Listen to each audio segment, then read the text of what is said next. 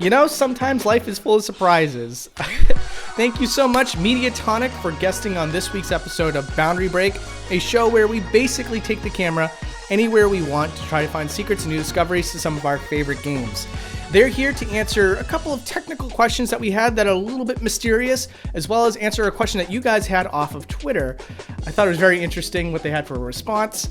And I'm so thankful that they're here on this show. This is great. It's going to be a good episode.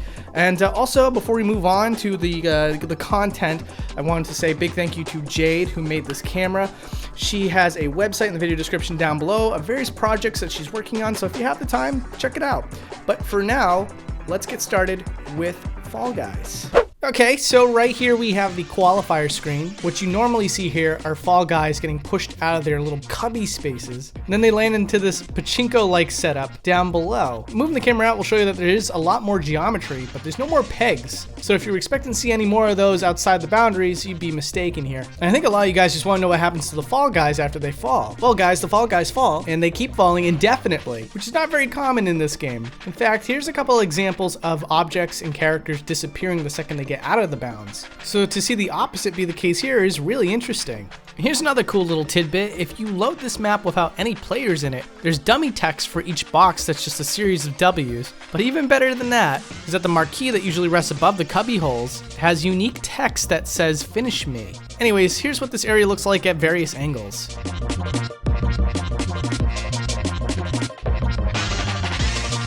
So funny enough, while trying to load maps offline so I can look at it without a time limit, a little bug would occur where a test map would keep loading in with all the other maps. And I figured since it keeps inviting itself, we may as well just take a look at it. And there's something that I personally wanted to mention to you guys. There's a unique texture on each of the tiles of this map that says 1 meter and also prototype in brackets. But outside of that, why don't we get Joe Walsh to tell you all about this? Hey, this is Joe, lead game designer on Fall Guys Ultimate Knockout.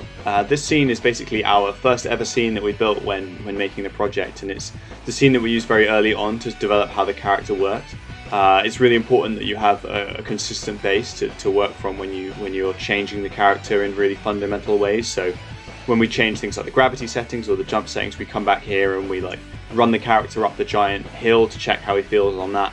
We jump up the steps and figure out how high the character should still be able to jump, and all of these different things to really make sure that the agility of the character is where it needs to be. And we learned a lot of lessons from this scene, you know, even things like figuring out whether the character should be able to balance across really narrow logs and stuff was all kind of done in this scene. So yeah, this is basically kind of where Fall Guys started actually. We spent probably dozens of hours just running the character around here before we actually started building any of the rounds that you see in game today.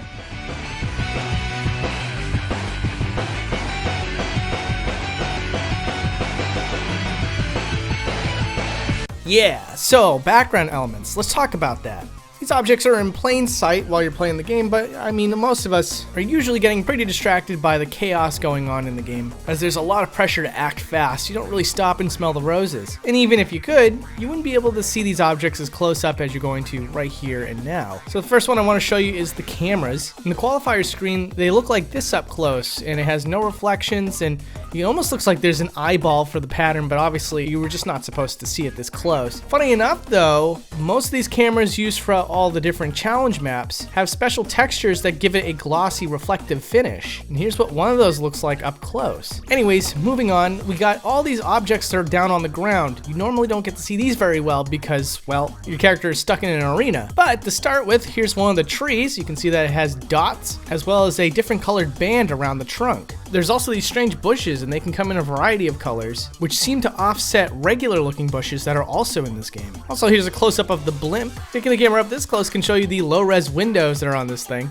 You can also see that just like almost any other environment in this game, it seems to be tied together with that vinyl that has foam inside. Alright, now let's talk about hot air balloons, specifically the Fall Guys inside the hot air balloons. These Fall Guys are a little bit special. They are low poly Fall Guys. And if you take the camera inside the balloon, you can see that the Fall Guys don't have any legs, which is pretty cool stuff. Also, let's take you to this results screen here, because there is something really cool about this. Obviously, when you pan the camera back, you can see that the platform doesn't have that much geometry outside the camera's view. But that's not why we're here. We're still on the subject of things in the background. Now, normally the sky dome hangs in place, so I can't really take the camera over there to look at it closer. But Mediatonic did add a couple of extra stars that are in the foreground, not attached to the sky dome itself. And so taking the camera all the way up here can show you what one of these little stars looks like really far up close. Much, much closer than it was intended to be seen.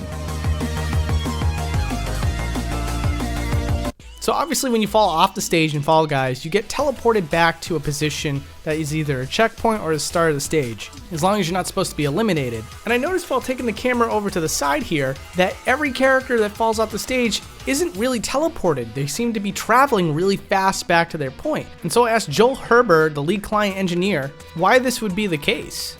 Hi, I'm Joel and I'm the lead client engineer on Fall Guys. So the messages that we get from the game server about the player's position are actually quite jerky, so we apply what's known as interpolation to smooth that out.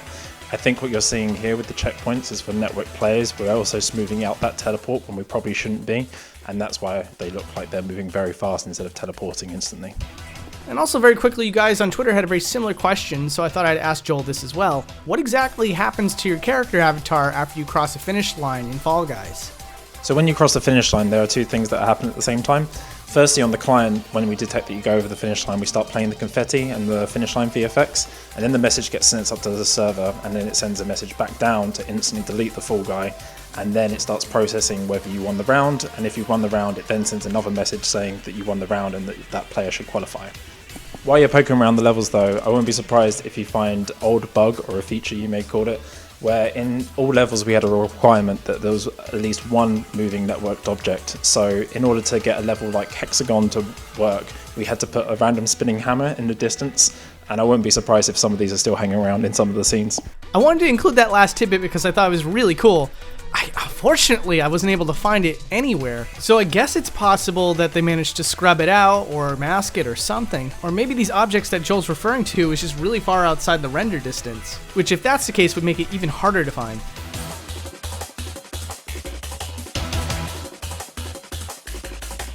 Alright, let's talk about a bunch of random little things I found here and there. Now, some of you might recognize this stage. This is where you can grab the crown. You see this giant orange environment in the back here? Well, believe it or not, it wasn't originally designed to look exactly like this. And the proof is in the pudding. As you can see, the top part that houses all the cannons is all one object, but that wider base is not actually part of this design. Because when you take the camera inside, you can see a duplication of the upper part of this environment as well, only scaled to look a lot bigger and then tucked inside of the smaller object to give the environment more mass. And here's some more funny animations with the rings. If you watch them from up here, you can see that they reuse the same few rings over and over again, and those rings just quickly move into another position before dropping back down. Now, I was able to look at some of the animations used in this game. The only problem I had was that I couldn't get a Fall Guy to load on the platform.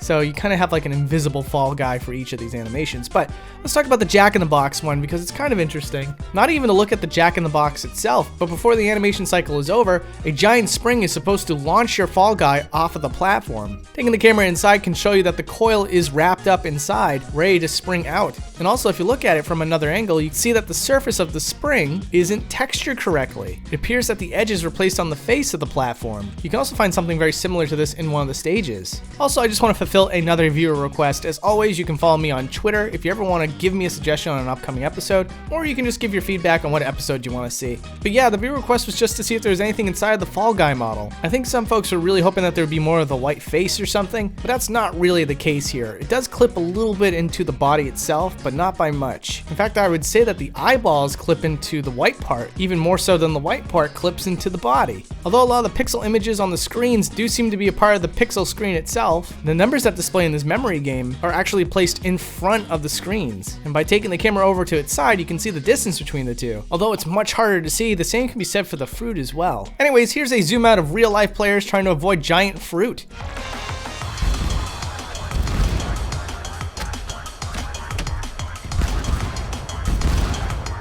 Next up, I noticed under a couple stages there was really bright lights. Almost looked like by design, but of course I had to ask to make sure. And so this is what associate lead artist Nicholas Pacina had to say. The bright lights that can be seen in a few maps are actually a result of Unity's light mapping system and the use of a process called bloom on the camera. On the light mapping system, Unity always tries to understand which part of the levels might be hidden and doesn't need to spend that much time light mapping. When there's pure white from the light mapping information from Unity, the bloom on the camera will then pick it up and make it look like it's a very bright light in the level.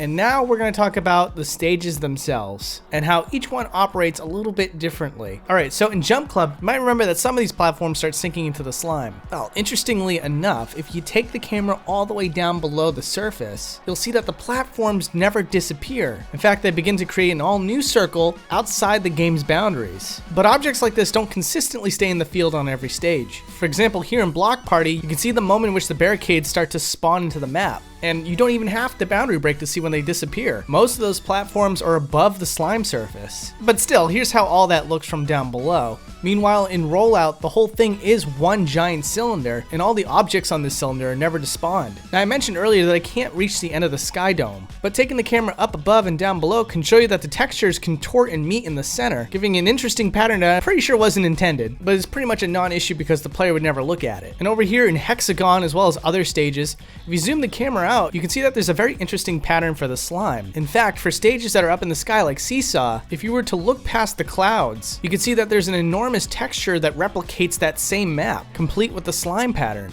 Although the camera is typically very restricted during this scene, the map used for the victory screen has a lot more geometry outside the boundaries, and you can also now get a much better idea that the top half is space and the bottom half is sky. And in fact, the sky itself has a ton of clouds that was clearly put in place to at one point be used for a certain animation. So here you go, here's a ground level tour of the area that's outside the maps. And while you're looking at that, I just want to say real quick, thank you to Mediatonic for being on this episode. Seriously, you guys were so gracious and so kind to me, and I just want to say thank you again, and congratulations to all your success on Fall Guys. Also, once again, thank you Jade, and thank you to the $300 and $100 patrons, The Great Beyond, and Steven Olson. If you're interested in keeping the show going, there's a Patreon link in the video description down below. Or if you're interested in helping out in another way, I have a Minecraft episode coming up, and if you're subscribed and you check it out, that'd be awesome. And I will hopefully see you in another future episode. Take care.